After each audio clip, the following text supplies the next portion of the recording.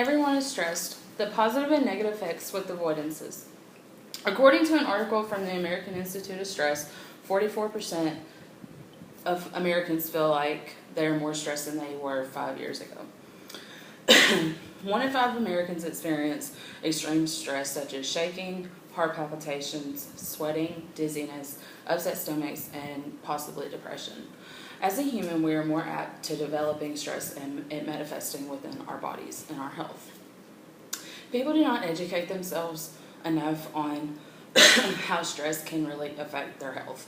It is our place to be well informed of all the stress that goes on within the world and how it can affect us personally. The Cambridge Dictionary of Human Biology and Evolution gives facts of how stress stays in your body until it's all gone, and later on I'll talk about it. Throughout the stress in my life right now, I have tried my best personally to get the stress off of me before it gets bigger and the problem gets worse. Today I'll tell you about the positive effects, the negative effects, and the avoidances of stress. The positive effects of stress is how stress often works within our body and not against it. It can motivate you to do more with your brain. It can even really make you focus more on tasks ahead. Excuse me.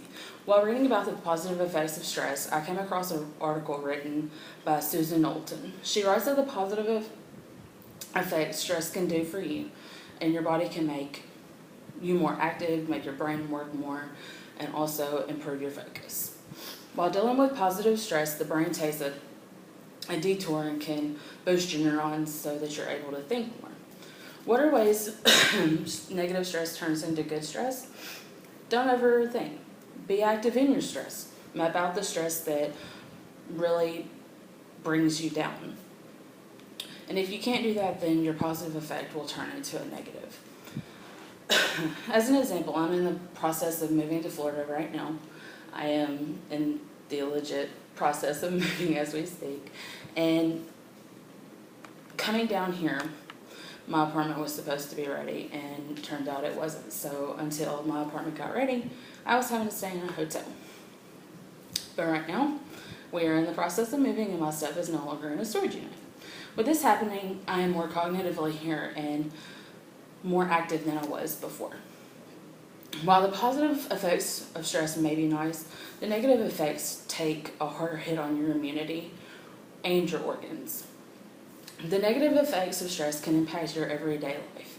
Medical issues can arise, such as shaking, heart palpitations, depression, ulcers, heart attacks, anxiety and panic attacks, as well as strokes. I personally have anxiety and panic whenever I am overwhelmed with stress, and negatively this happens, and I shake and talk a lot, and personally it's kind of hard. According to the American Institute of Stress, stress is the basic cause of 60% of all human illnesses and disease. 3 out of 4 doctor visits are related to stress. Negatively, stress can put so much damage on your heart, and those overstressed tend to eat more and gain more weight. Also, they get far less sleep than they need. While stressed, your heart disease is increased by 40%, heart attack risk is increased by 25%, as well as your stroke risk is increased by 50%. Those who overeat because of stress is taking account of well over, or just about 40% of all Americans. Sleep deprivation actually has a higher number of stress and it impacting your life, and that is set at 44%. Stress is and can be harmful for your brain. The extreme types of stress of the brain can be because of the emotional functions and the psychological functions. There are many ways that you can reduce your stress, and that is taking vacations, work less, be more active in your community, do something fun, take up new activities that you haven't ever done before.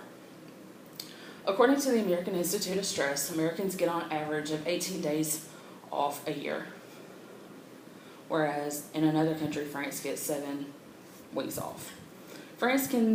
I can definitely see how France can be less stressed because they have more time off and have more time to focus on their internal self. According to the Cambridge Dictionary, stress is defined as a proposal that population size is self-regulatory. The internal dynamics of populations in a growth phase lead to phenotypic physiological changes that eventually decrease the birth rate. Now, there are many ways to decrease stress.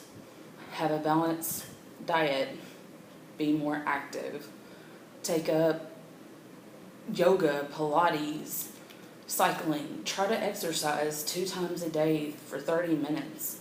Take stairs instead of escalators and pick up a new sport. It may even help you, and you may find out that you actually like it.